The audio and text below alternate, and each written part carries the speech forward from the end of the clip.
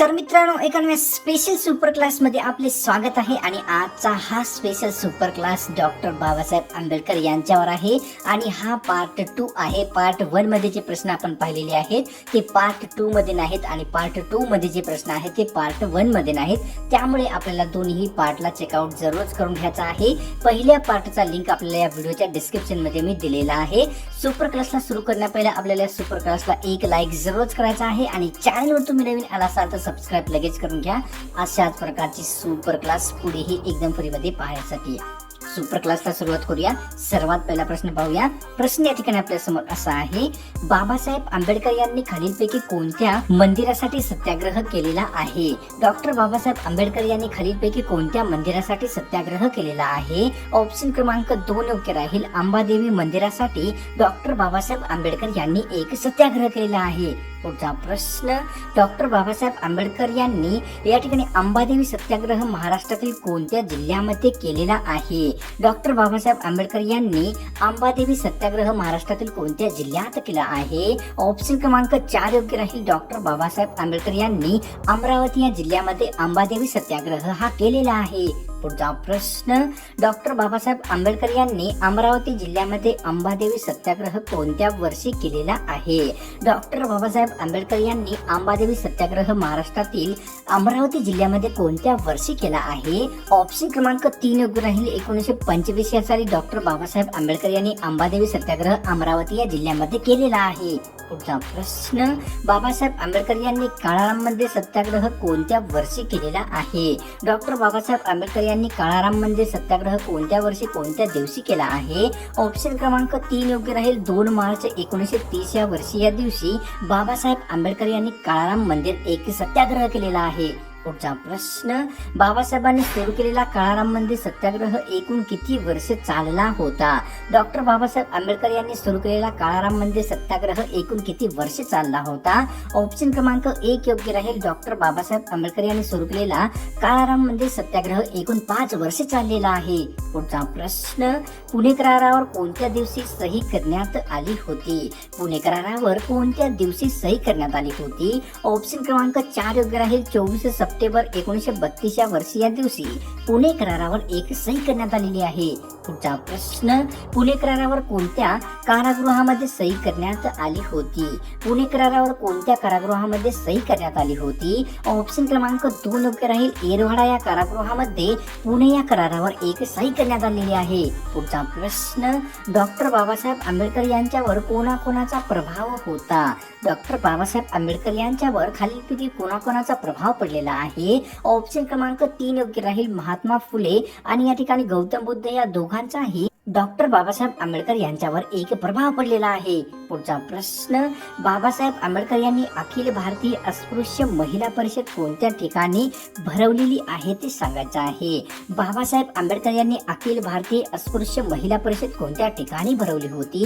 Option क्रमांक 2 योग्य राहील. नागपूर या ठिकाणी डॉक्टर बाबासाहेब आंबेडकर यांनी अखिल भारतीय अस्पृश्य महिला परिषद ही भरवलेली होती. पुढचा प्रश्न. बाबासाहेब आंबेडकर यांनी हिंदू कोड बिलचा प्रस्ताव कोणत्या सभागृहामध्ये मांडला होता? डॉक्टर बाबासाहेब आंबेडकर यांनी हिंदू कोड बिलचा प्रस्ताव कोणत्या सभागृहामध्ये मांडला होता? ऑप्शन क्रमांक 2 योग्य राहील. लोकसभा या सभागृहामध्ये डॉक्टर बाबासाहेब आंबेडकर यांनी हिंदू कोड बिलचा प्रस्ताव मांडलेला आहे. पुढचा प्रश्न. हिंदू कोड बिल या प्रस्तावाला दुसऱ्या कोणत्या नावाने ओळखले जात असते? हिंदू कोड बिल या प्रस्तावाला दुसऱ्या कोणत्या नावाने ओळखले जाते? ऑप्शन क्रमांक 1 योग्य राहील. हिंदू संहिता विधेयक या नावाने हिंदू कोड बिल या प्रस्तावाला दुसऱ्या एका नावाने ओळखले जात असते. पुढचा प्रश्न. हिंदू कोड बिल या प्रस्तावामध्ये कोणत्या तत्वाचा समावेश होता ते सांगायचं आहे? हिंदू कोड बिल या प्रस्तावामध्ये कोणत्या तत्वाचा समावेश होता? ऑप्शन क्रमांक 4 योग्य राहील. वरीलपैकी सर्वच म्हणजे हिंदू कोड बिल या प्रस्तावामध्ये अस्पृश्यते उच्चाटन, स्त्री पुरुष समानता, वारसा हक्काचे लाभ हे सर्व जे तत्व आहेत ते हिंदू कोड बिल या प्रस्तावामध्ये सामील करण्यात आले होते. पुढचा प्रश्न. हिंदू कोड बिल प्रस्तावाच्या विरोधामध्ये कोणकोणते नेते होते? हिंदू कोड बिल या प्रस्तावाच्या विरोधामध्ये कोणकोणते नेते होते? ऑप्शन क्रमांक 3 योग्य राहील या ठिकाणी. हिंदू कोड बिल या प्रस्तावाच्या विरोधामध्ये वल्लभभाई पटेल आणि राजेंद्र प्रसाद हे 2 नेते बनलेले होते. पुढचा प्रश्न, बाबासाहेब आंबेडकर यांनी कोणकोणत्या कार्यामध्ये महिलांचा समावेश केला होता? डॉक्टर बाबासाहेब आंबेडकर यांनी खालीलपैकी कोणकोणत्या कार्यामध्ये महिलांचा समावेश केला होता?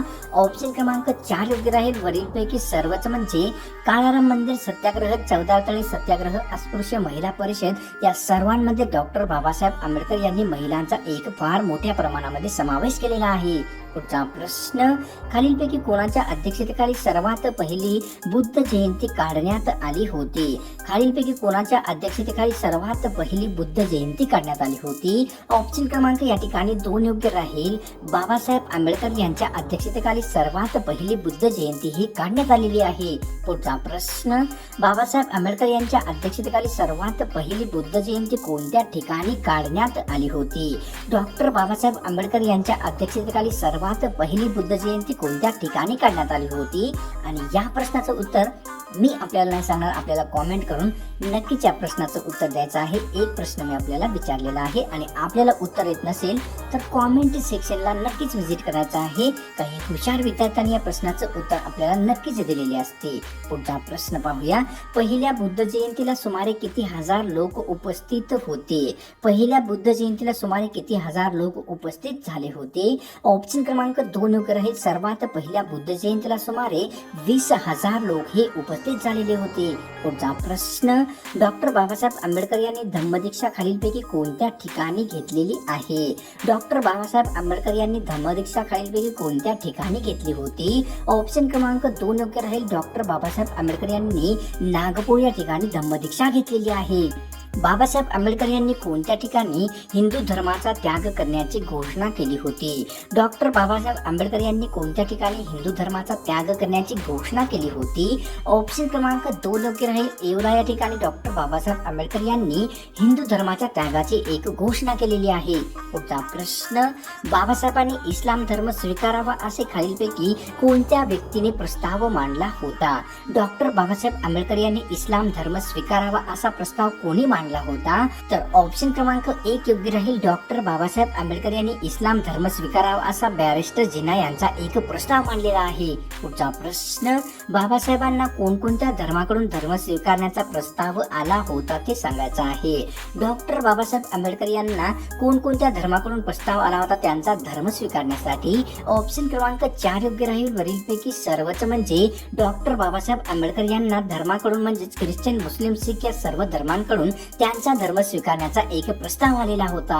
पुढचा प्रश्न, बाबासाहेब आंबेडकर यांनी सिद्धार्थ महाविद्यालयाची स्थापना कोणत्या ठिकाणी केली होती? डॉक्टर बाबासाहेब आंबेडकर यांनी सिद्धार्थ महाविद्यालयाची स्थापना कोणत्या ठिकाणी केली होती? ऑप्शन क्रमांक 1 योग्य राहील. डॉक्टर बाबासाहेब आंबेडकर यांनी मुंबई या ठिकाणी सिद्धार्थ महाविद्यालयाची एक स्थापना केलेली आहे. पुढचा प्रश्न, बाबासाहेब आंबेडकर यांनी 1950 या वर्षी मिलिंद महाविद्यालय कोणत्या ठिकाणी स्थापन केलेले आहे?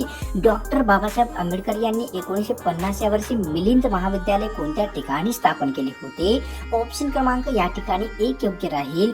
औरंगाबाद या महाराष्ट्रातील औरंगाबाद या जिल्ह्यामध्ये डॉक्टर बाबासाहेब आंबेडकर यांनी 1950 या वर्षी मिलिंद महाविद्यालयाची एक स्थापना केलेली आहे.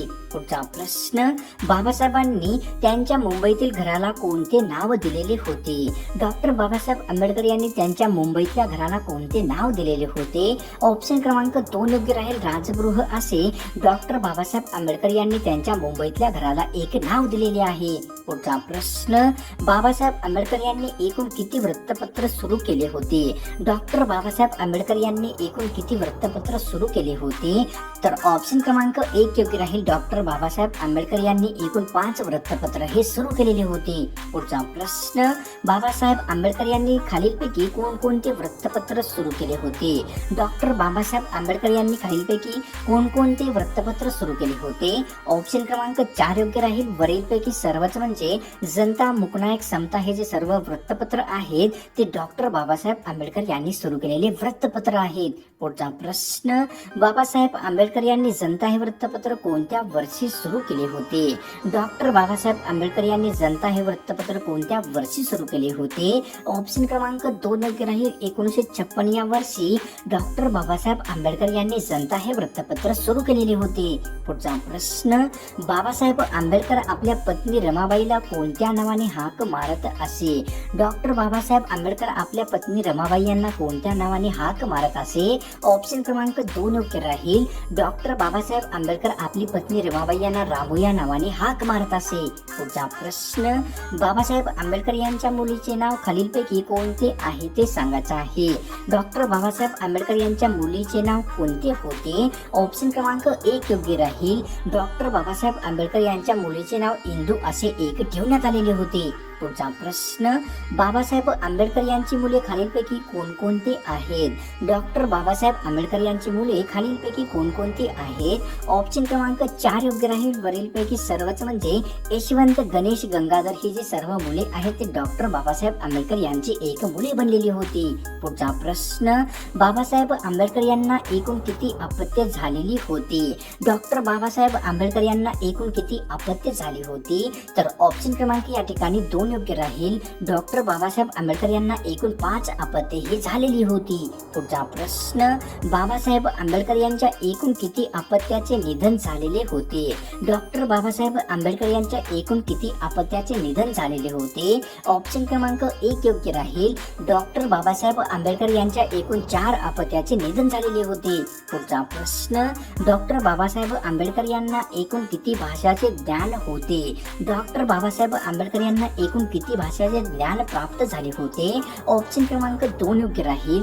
डॉक्टर बाबासाहेब आंबेडकर यांना एकूण 11 भाषाचे हे ज्ञान प्राप्त झालेले होते. पुढचा प्रश्न, बाबासाहेब आंबेडकर यांना कोणकोणत्या विदेशी भाषा येत होत्या?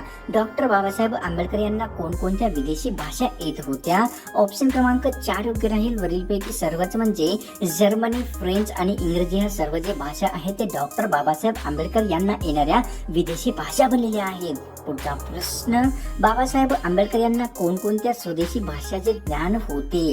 डॉक्टर बाबासाहेब आंबेडकर यांना कोणकोणत्या स्वदेशी भाषांचे ज्ञान होते किंवा त्यांना भाषा येत होत्या?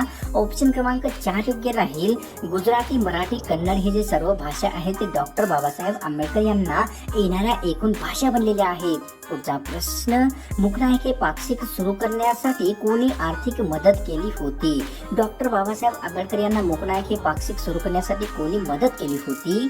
तर ऑप्शन क्रमांक 2 योग्य राहील. मुकनायक हे पाक्षिक सुरू करण्यासाठी डॉक्टर बाबासाहेब आंबेडकर यांना शाहू महाराज यांनी आर्थिक मदत केलेली आहे. पुढचा प्रश्न, मुकनायक हे पाक्षिक बाबासाहेब आंबेडकर यांनी कोणत्या ठिकाणी सुरू केले होते? मुकनायक हे पाक्षिक डॉक्टर बाबासाहेब आंबेडकर यांनी कोणत्या ठिकाणी सुरू केले होते? ऑप्शन क्रमांक 3 योग्य राहील. मुंबई या ठिकाणी डॉक्टर बाबासाहेब आंबेडकर यांनी मुकनायक हे पाक्षिक सुरू केलेले होते. पुढचा प्रश्न, नागपूर येथे कोणाच्या अध्यक्षतेखाली अखिल भारतीय बहिष्कृत परिषद भरवण्यात आली होती ते सांगायचं आहे. मित्रांनो, नागपूर येथे कोणाच्या अध्यक्षतेखाली अखिल भारतीय बहिष्कृत समाज परिषद भरवण्यात आली होती? ऑप्शन क्रमांक 3 योग्य राहील. शाहू महाराजांच्या अध्यक्षतेखाली नागपूर येथे अखिल भारतीय बहिष्कृत समाज परिषद भरवण्यात आलेली होती.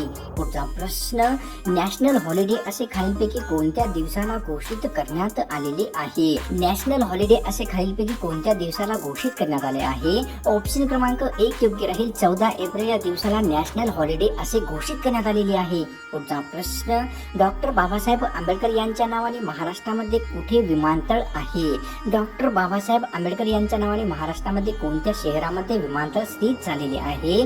ऑप्शन क्रमांक 2 योग्य राहील. नागपूर या शहरामध्ये किंवा जिल्ह्यामध्ये डॉक्टर बाबासाहेब आंबेडकर यांच्या नावाने विमानतळ हे स्थापन करण्यात आलेले आहे.